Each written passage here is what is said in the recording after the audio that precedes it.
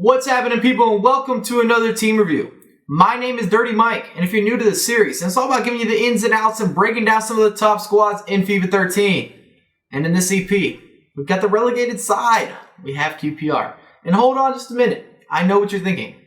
They were awful in real life. They were a big letdown. They had huge expectations. They spent a lot of money. They brought in a bunch of players, and a lot of those guys are going to get shipped off. I know. However, in terms of FIFA capabilities, FIFA value, these guys have been on point. They've been so consistent.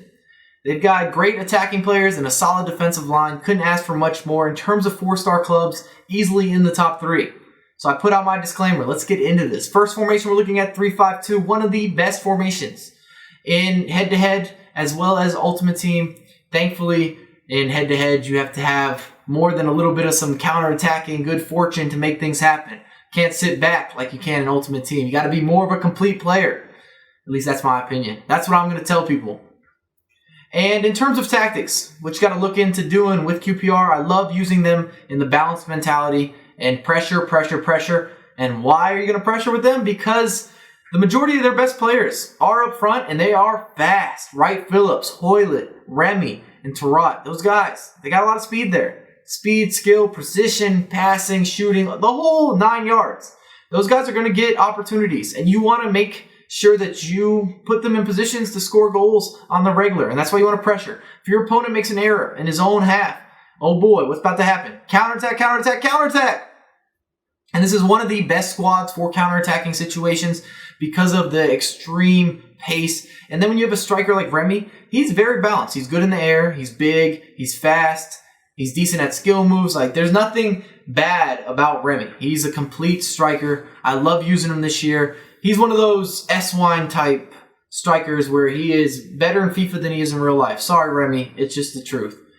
And the second formation we're looking at is the 4-3-3. And on the defensive line, just team up Mbia and Diakite, and you've got a matchup made in heaven. Those guys partner up so well.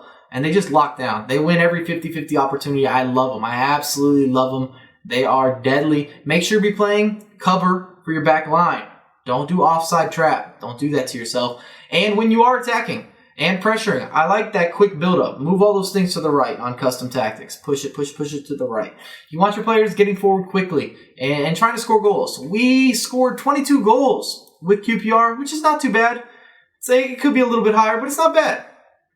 But we did concede 11, and I won 7 games. I drew a couple. I lost one. And the conceding goal thing can be a little bit misleading. I think I lost the game 5-4, so I was chasing a lot in that match, made some crucial mistakes, and I conceded a lot more goals than I normally would. So if you took that game out of the mix, then I really held it down on the defensive line, whether I was playing attacking formations or defensive ones.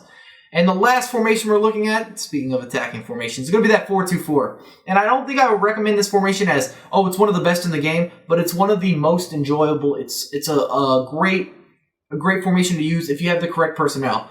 And when you have players like Tarot, Wright Phillips, Remy, and Hoylett, that's a deadly front four, man. So you can play it. You got to make sure to pressure really well and a little bit higher up the pitch in the 4-2-4 because you don't want your opposition to be able to hold the ball in the midfield, especially if you're in Division 1. Because, unfortunately, the higher you get up, the more people care about winning, and they will hold the ball. They're holding in your midfield because you only got 2 guys chilling there.